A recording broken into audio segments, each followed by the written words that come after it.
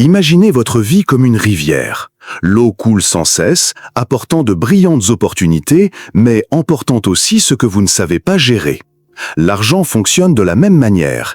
Il n'est pas une fin en soi, mais le courant qui peut vous porter vers vos rêves ou vous entraîner vers le chaos et la frustration. Tout au long de l'histoire, des millions de personnes ont cherché la clé de la prospérité. Et malgré les changements de temps et d'évolution des cultures, certaines règles demeurent éternelles. Aujourd'hui, je souhaite vous dévoiler 10 de ces règles d'or, des principes qui peuvent transformer votre relation à l'argent à jamais. Lorsque vous écoutez, ne prenez pas cela comme une simple information. Considérez ceci comme un voyage conscient, une carte qui peut vous montrer où vous êtes, où vous allez et comment commencer à construire la liberté financière dont vous avez toujours rêvé. Préparez-vous, car ce qui vous attend n'est pas que de la théorie. Ce sont des stratégies éprouvées et des principes éternels qui peuvent transformer votre vie financière à jamais. Cela dit, commençons notre voyage vers la réussite financière. Règle 1. Le pouvoir de votre carte financière. Imaginez un instant que vous décidiez de partir en voyage dans une ville inconnue. Vous avez la voiture, le carburant, la motivation, mais vous n'avez ni carte ni GPS. Vous risquez de vous perdre et de perdre du temps, de l'argent et de l'énergie sur de mauvais itinéraires. Le même phénomène se produit lorsque vous tentez d'atteindre la liberté financière sans enregistrer vos dépenses. Tenir des registres détaillés est, littéralement, votre carte financière. Ce n'est pas un caprice, c'est l'outil qui transforme l'incertitude en clarté. Le National Endowment for Financial Education a révélé que plus de 62% des gens ne savent pas exactement combien ils dépensent chaque mois. Cela signifie que 6 personnes sur 10 vivent dans l'ignorance financière, se fiant à leur mémoire, à leur intuition ou évitant tout simplement de consulter leur compte. Mais voici la vérité, la clarté est un pouvoir. Chaque reçu que vous conservez, chaque café que vous notez, chaque facture que vous enregistrez est une coordonnée sur votre carte. Au fil du temps, cette carte commence à révéler des schémas invisibles. Vous pourriez découvrir que vous dépensez plus que prévu en transport ou que ces petits plaisirs apparemment anodins représentent des centaines, voire des milliers de dollars par an. Si vous dépensez 5 $ par jour en café à l'extérieur, cela représente 150 $ par mois. En un an, cela représente 1800 $. Et en 10 ans, cela représente 18 000 $, sans compter les intérêts ni les investissements potentiels que vous auriez pu réaliser avec cet argent. C'est le pouvoir de l'observation et du choix conscient. Suivre ses dépenses ne signifie pas s'interdire, mais se donner les moyens d'agir. Cela signifie que vous ne marchez plus à l'aveugle, mais plutôt que vous éclairez votre chemin avec une lampe de poche au milieu de la forêt. Et lorsque vous éclairez votre chemin, prendre les bonnes décisions devient plus facile. Comment commencer? Utilisez un carnet et notez chaque dépense. Ou téléchargez une application financière qui le fait automatiquement. L'important n'est pas la méthode, mais la constance. N'oubliez pas, une carte n'est utile que si vous la consultez fréquemment. Il ne suffit pas de la noter, il faut l'analyser. Posez-vous les questions suivantes. Où est-ce que je dépense trop? Quelles dépenses puis-je réduire ou éliminer? Quel petit changement aurait un impact important en un an? Fermez les yeux un instant et imaginez votre vie financière comme un voyage. Préférez-vous marcher dans le noir en attendant la chance ou dessiner la carte qui vous mènera droit à la liberté financière? Si vous décidez de commencer à dessiner votre propre carte financière dès aujourd'hui, écrivez cette phrase dans les commentaires. Rien ne m'arrête, tout me motive. Règle 2. L'art de concevoir son budget. Un budget n'est pas une chaîne qui vous limite. C'est une boussole qui vous guide. Lorsqu'on entend le mot budget, beaucoup pensent à des restrictions, au manque de plaisir, à l'idée de se priver de tout ce qui procure du plaisir. Mais un budget n'est pas une interdiction, c'est une direction. Imaginez votre vie comme un film. Vous êtes le protagoniste et votre argent est le personnage principal. Si chaque dollar entre en scène sans rôle précis, l'histoire devient chaotique, sans intrigue ni objectif. Mais si vous lui attribuez un rôle clair, ménage, épargne, investissement, éducation, loisirs, alors votre film prend tout son sens. Selon la National Foundation for Credit Counseling, près de 57% des ménages américains n'ont pas de budget détaillé. Cela signifie que plus de la moitié des familles sont à la dérive, sans plan pour gérer leur argent. Sans budget, l'argent vous file entre les doigts. Avec un budget, chaque dollar devient un soldat, avec une mission claire. Imaginons que votre revenu mensuel soit de 2000 $. Un budget bien structuré pourrait être divisé ainsi. 40% pour le logement et les services de base, 20% pour l'épargne et les placements, 15% pour l'alimentation, 10% pour l'éducation et le développement personnel, 10% pour les loisirs et les expériences, 5% pour les imprévus. Résultat, non seulement vous couvrez l'essentiel, mais vous vous assurez également que l'épargne et les placements sont les piliers de votre liberté financière, toujours présents. Un budget ne signifie pas dépenser moins, c'est dépenser avec un but précis. C'est donner à l'argent un rôle actif dans la construction de votre avenir. Souvenez-vous de cette phrase. Chaque dollar non alloué est un rêve perdu dans la nature. Mais il y a autre chose. Un budget doit être flexible. Ce n'est pas une camisole de force, c'est une boussole qui ajuste son cap en fonction des aléas de la vie. Il y aura des mois où vous devrez consacrer plus d'argent à votre santé, d'autres où vous pourrez épargner davantage. L'important est de ne jamais se perdre. Imaginez un instant que chaque dollar que vous recevez est comme un employé dans votre entreprise. Si vous ne lui confiez pas de tâches claires, il disparaîtra. Mais si chacun a un rôle défini, votre vie d'entreprise prospérera. Règle 3. Se protéger des imprévus. La vie est pleine de surprises. Certaines sont agréables, une promotion inattendue, une opportunité qui tombe de nulle part. Mais beaucoup d'autres surviennent sans prévenir. Une réparation automobile, une facture médicale, une fuite à la maison, un appareil qui tombe en panne au pire moment. La plupart des gens, face à une dépense imprévue, sont contraints d'utiliser leur carte de crédit ou d'emprunter de l'argent. Et sur le champ, ce qui semblait être une simple surprise se transforme en une chaîne de dettes. C'est là qu'intervient la protection financière. Fixer une limite aux dépenses imprévues et s'y préparer. Selon la Réserve fédérale américaine, 37% des Américains ne pourraient pas faire face à une dépense imprévue de 400 $ sans s'endetter. Un simple contretemps peut donc bouleverser complètement vos finances. Le secret est de se constituer un fonds de réserve. Inutile de commencer avec des milliers. Il suffit de se constituer un coussin de sécurité étape par étape. Vous pouvez vous fixer un objectif initial de 500 $, puis l'augmenter pour couvrir 3 à 6 mois de dépenses de base. Ce fonds est votre bouclier. Il ne vous protège pas des tempêtes, mais il vous protège de leurs conséquences. Imaginez que vous mettiez de côté seulement 50 $ par mois pour un fonds d'urgence. Dans un an, vous aurez 600 $. Cela peut paraître peu, mais ces 600 $ peuvent faire toute la différence entre dormir paisiblement et vous endetter à 20% d'intérêt. Et voici la clé. Se protéger des imprévus ne se limite pas à un fonds d'urgence, c'est aussi une discipline mentale. Il s'agit de fixer une limite aux dépenses hors budget. Par exemple, vous pourriez décider de ne pas dépenser plus de 100 $ par mois en achats imprévus. Ainsi, même si la tentation se présente, vous savez jusqu'où vous pouvez aller sans compromettre votre équilibre. Voyez cela comme un mur invisible qui vous protège du chaos. La vie réserve toujours des surprises, mais un bon bouclier financier vous permet d'y faire face sans crainte. Et maintenant, je voudrais vous demander, quelle est la résistance de votre bouclier contre les imprévus aujourd'hui? Si vous êtes prêt à le renforcer, écrivez-le dans les commentaires avec cette phrase. J'accepte le succès, l'argent et le bonheur dans ma vie. Règle 4. Le piège des luxes invisibles. Quand on pense à l'argent, on a tendance à croire que la véritable menace réside dans les grosses dépenses. Acheter une voiture, voyager sans retenue, dépenser pour des articles de luxe. Mais la réalité est plus subtile. L'ennemi silencieux de votre richesse ne réside pas toujours dans les grosses dépenses, mais plutôt dans les luxes invisibles qui s'immiscent dans votre quotidien. Prenons des exemples. Cet abonnement de streaming que vous n'utilisez plus, mais que vous continuez à payer chaque mois. Ce café à 5 $ que vous achetez chaque matin par habitude et non par nécessité. Cette commande de fast-food que vous refaites 3 fois par semaine. Ou cet achat impulsif en ligne de quelque chose dont vous n'aviez pas vraiment besoin. À première vue, ces dépenses semblent minimes, presque inoffensives. Mais voici le piège. Leur répétition les transforme en une ponction constante sur votre patrimoine. Selon une étude du cabinet de conseil Truebill, une personne dépense en moyenne environ 348 $ par an en abonnements oubliés ou inutilisés.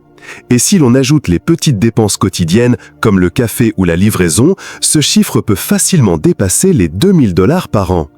Imaginez, 2000 $ investis chaque année avec un rendement composé de 8% sur 20 ans se transforme en plus de 98 000 €. Voyez-vous le coût réel de ces petits plaisirs? Ce qui semble être un luxe inoffensif aujourd'hui est en réalité un voleur de votre avenir. L'essentiel n'est pas de vivre sans plaisir ni de se priver de tout. L'essentiel est de faire la distinction entre ce que l'on apprécie vraiment et ce que l'on consomme par inertie.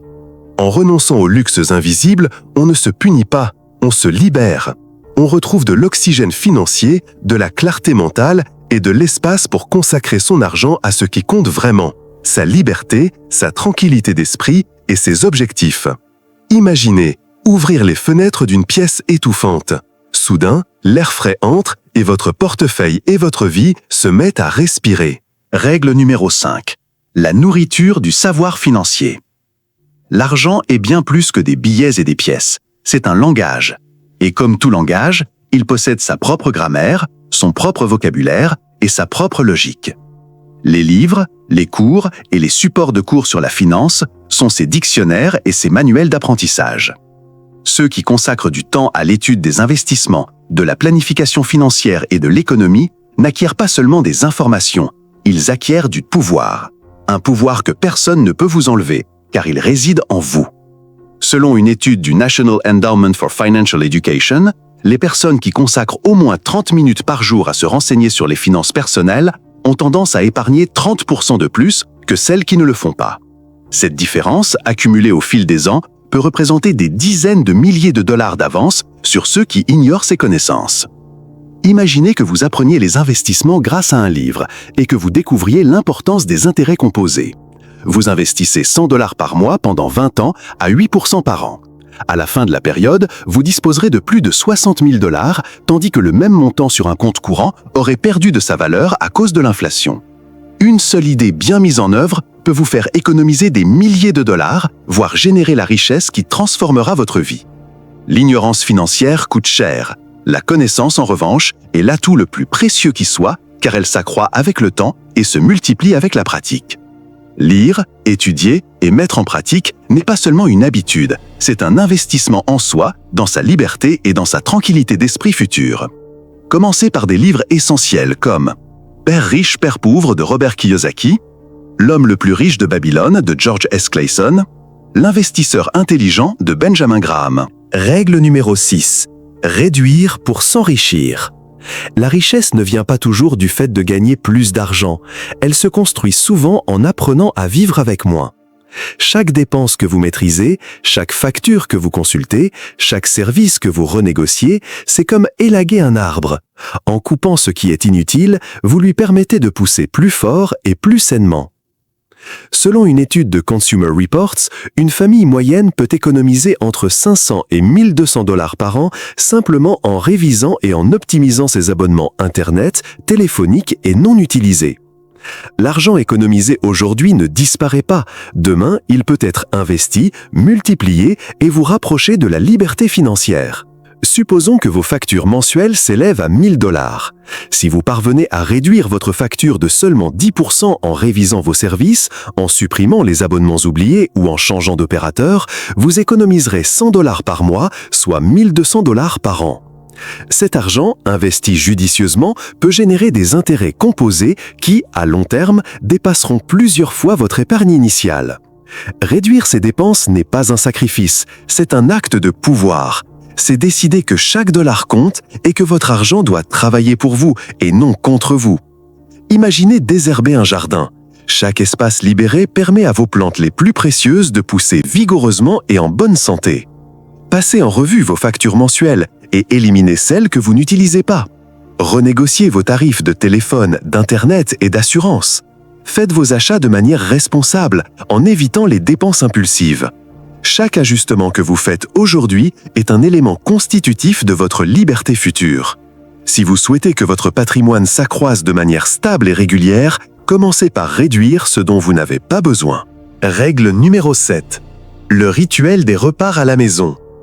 À première vue, manger à la maison peut sembler un détail. Pourtant, cette habitude quotidienne a un impact profond sur votre santé et votre liberté financière. Aux États-Unis, une personne dépense en moyenne plus de 3 000 $ par an rien qu'en repas au restaurant. Sur une décennie, cela représente 30 000 $ qui auraient pu être investis, multipliés ou utilisés pour constituer un fonds d'urgence. Cuisiner à la maison n'est pas seulement une question d'économie, c'est un acte de discipline, d'amour-propre et de planification. Chaque repas préparé représente un petit geste de contrôle sur votre vie et vos finances. De plus, la science le confirme.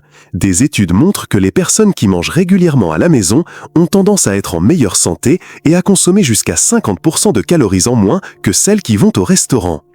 Si vous décidez de réduire vos repas au restaurant de 5 à 1 fois par semaine, vous pourriez économiser environ 200 $ par mois.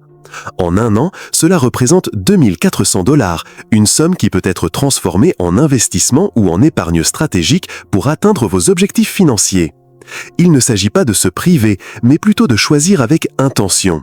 Chaque fois que vous préparez vos repas, vous renforcez vos finances, votre discipline et votre capacité à prendre des décisions éclairées dans d'autres domaines de votre vie. Si vous pensez que cette habitude peut transformer votre bien-être et vos finances, écrivez dans les commentaires « J'accueille avec plaisir le succès, l'argent et le bonheur dans ma vie ». Règle numéro 8. Libérez-vous des dettes. Chaque dette que vous contractez agit comme une chaîne invisible. Non seulement elle limite votre liberté financière, mais elle sape également votre énergie émotionnelle et votre capacité à voir grand. Selon la Réserve fédérale américaine, une personne moyenne a plus de 6 000 $ de dettes sur sa carte de crédit. Les intérêts accumulés peuvent faire doubler, voire tripler ce montant au fil du temps. Rembourser ces dettes n'est pas seulement un acte financier, c'est un acte de libération personnelle. Chaque paiement effectué réduit non seulement le capital dû, mais aussi l'anxiété, la pression et le fardeau mental que ces chaînes engendrent. Si vous avez 5 000 $ de dette avec un taux d'intérêt annuel de 18%, payer le minimum peut vous coûter plus de 4 000 $ d'intérêt avant de les rembourser complètement. Mais si vous planifiez à l'avance et payez 200 $ de plus chaque mois, non seulement vous rembourserez vos dettes plus rapidement, mais vous économiserez également des milliers de dollars d'intérêt et retrouverez la liberté de décider comment utiliser votre argent. La véritable liberté financière ne consiste pas à gagner plus, mais à vivre sans entrave. Chaque dette remboursée est un pas vers l'indépendance.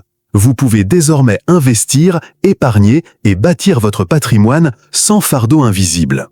Imaginez votre vie comme un oiseau qui s'échappe enfin de sa cage.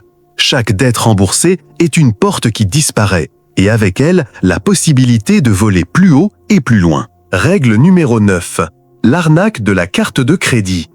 À première vue, les cartes de crédit semblent être des alliés, pratiques, rapides et confortables. Mais ce sont souvent des pièges déguisés en commodité. Le taux d'intérêt moyen des cartes de crédit dépasse 20% par an. Cela signifie que si vous achetez quelque chose pour 1 000 $ et que vous ne payez que le minimum chaque mois, vous pourriez vous retrouver avec une dette de 1 200 $ ou plus, sans compter les frais de retard ou les frais supplémentaires. Le problème ne vient pas de la carte elle-même, mais de la façon dont nous l'utilisons.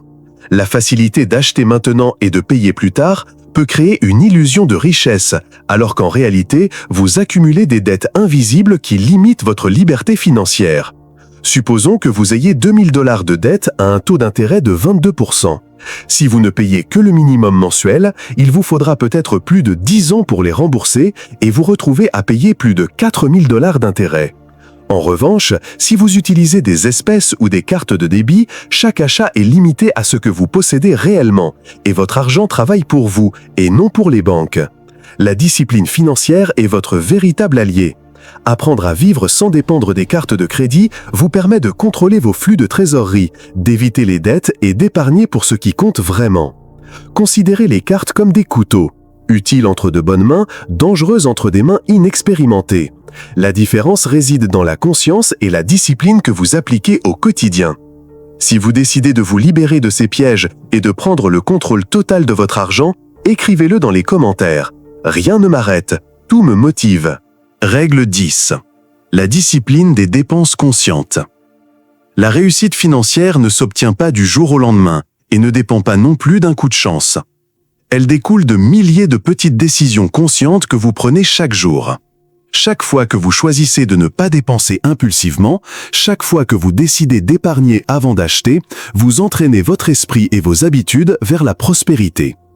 Selon une étude de Behavioral Economics, les personnes qui adoptent des habitudes de dépenses conscientes épargnent jusqu'à 30% de plus que celles qui agissent de manière impulsive.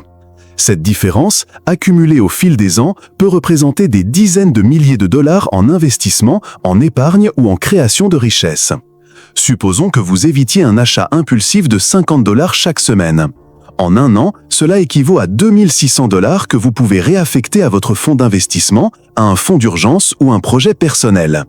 Le véritable secret ne réside pas seulement dans ce que vous économisez, mais dans l'état d'esprit que vous développez. Contrôle, prévoyance et discipline. Considérez votre esprit comme un muscle. Chaque décision de dépense consciente est un exercice qui vous rend plus fort, plus résilient et mieux préparé à saisir les opportunités financières lorsqu'elles se présentent. La véritable richesse ne réside pas uniquement dans votre compte en banque, mais dans votre capacité à prendre des décisions intelligentes et cohérentes. Un esprit discipliné génère de la richesse bien avant l'argent physique. Aujourd'hui, nous avons exploré 10 principes qui ne sont pas de simples conseils, ce sont des graines. À vous de les arroser, de les cultiver et de les laisser grandir dans votre vie. N'oubliez pas, l'argent ne change pas qui vous êtes, il ne fait qu'amplifier ce qui existe déjà en vous. Et si vous êtes arrivé jusqu'ici, c'est que le désir de construire une vie plus libre, plus prospère et plus consciente bat déjà en vous. Si cela vous a interpellé, c'est que vous êtes prêt pour le prochain message. Abonnez-vous et rejoignez-moi dans ce voyage. Ce voyage ne fait que commencer.